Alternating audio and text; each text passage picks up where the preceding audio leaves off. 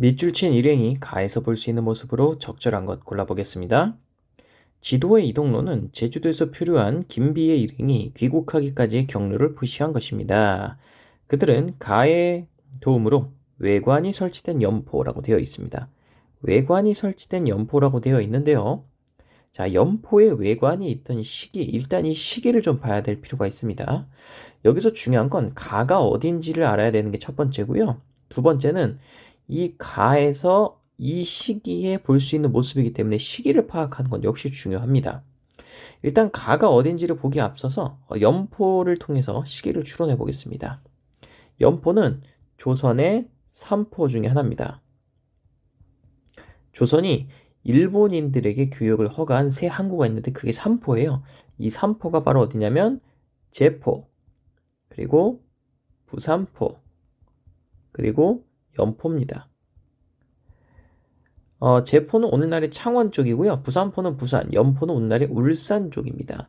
이 세 개의 항구를 개방을 해서 일본인들의 교육과 그리고 거주를 허용을 했는데요. 이곳에 이제 외관을 설치해서 이 외관이 있는 이 지역에서만 이제 제한적으로 허용을 한 거죠. 그런데 이 삼포가 언제 설치됐냐면 15세기 초반에 설치가 됩니다. 1400년대 초반이죠. 그래서 언제까지 가냐? 1510년까지 갑니다.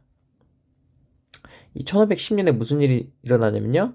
삼포외란이 발생하거든요. 삼포외란.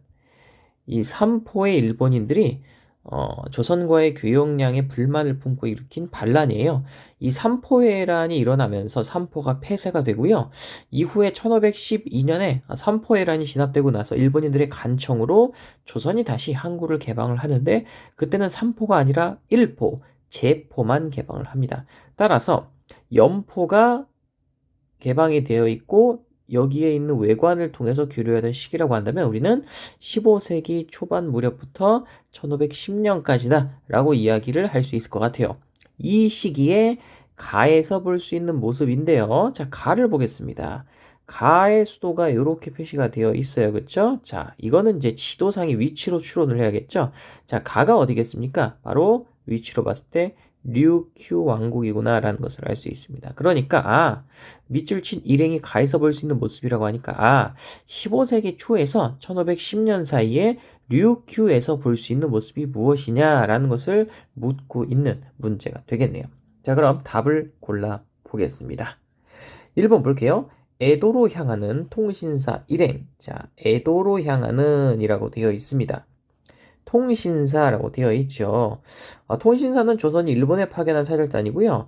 통신사는 뭐 조선 전기에도 파견은 되는데 여기는 에도라고 단서가 주어져 있습니다. 따라서 에도 막부 시기에 파견된 통신사 이렇게 이제 묻고 있는 것이죠.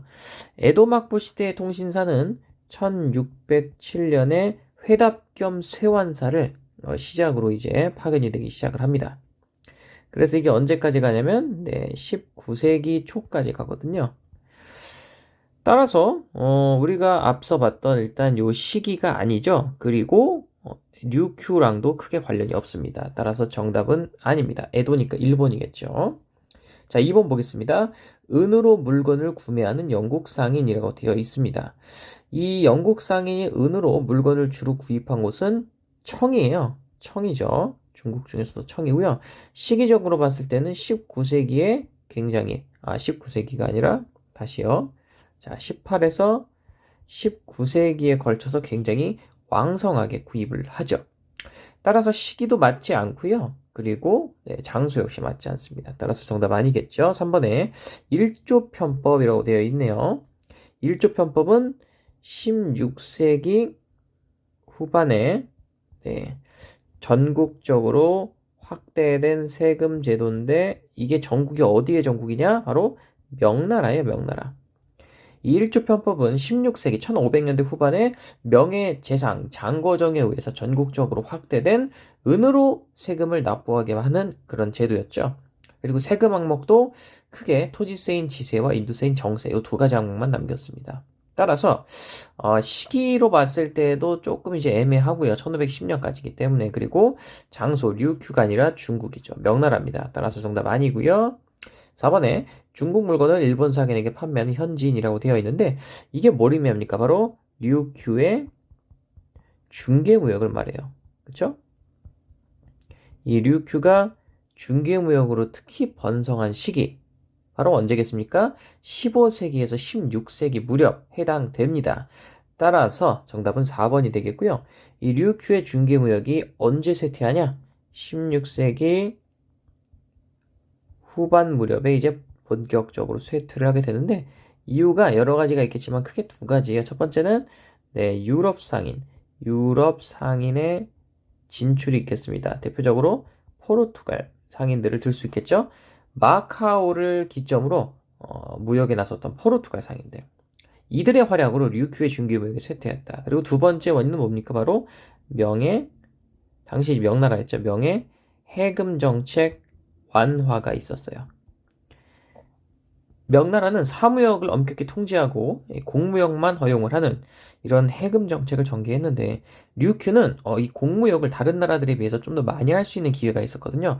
이 이점을 바탕으로 이제 중국 물건을 많이 가지고 와서 일본과 동남아 등지에 중개무역을 하면서 이득을 얻었단 말이죠. 근데 이 명나라가 해금 정책을 완화하면서 명나라 상인들의 해외 진출이 조금 이전보다는 나아집니다. 그렇기 때문에 류큐를 굳이 거칠 필요가 줄어든 거죠. 필요성이 줄어든 거죠. 그래서 이런 변화 때문에 16세기 후반 이후에 류큐의 중개무역은 쇠퇴하는 모습을 보인다 라고 볼 수 있겠습니다. 자, 마지막 볼게요. 일본 사절단이 가져온 감압. 이 감압이라는 키워드와 일본이라는 키워드로 봤을 때 이것은 명나라와 무로마치 막부 사이에 이루어진 감합무역을 이야기를 하는 것 같습니다. 감합무역. 이 감합무역은요. 15세기 초부터 16세기 중반 무렵까지 전개가 돼요. 따라서 시기적으로는 해당이 됩니다. 시기적으로 해당이 돼요. 하지만 이것은 류큐에서 볼 수 있는 것이 아니라 어디에서 볼 수 있는 거예요? 명에서 볼 수 있는 것이기 때문에 그쵸? 네, 명나라가 허용한 조공무역이 감압무역이었죠. 따라서 류큐에서 볼 수 있는 모습이 아니기 때문에 정답이 아닙니다. 따라서 정답은 4번이 되겠습니다.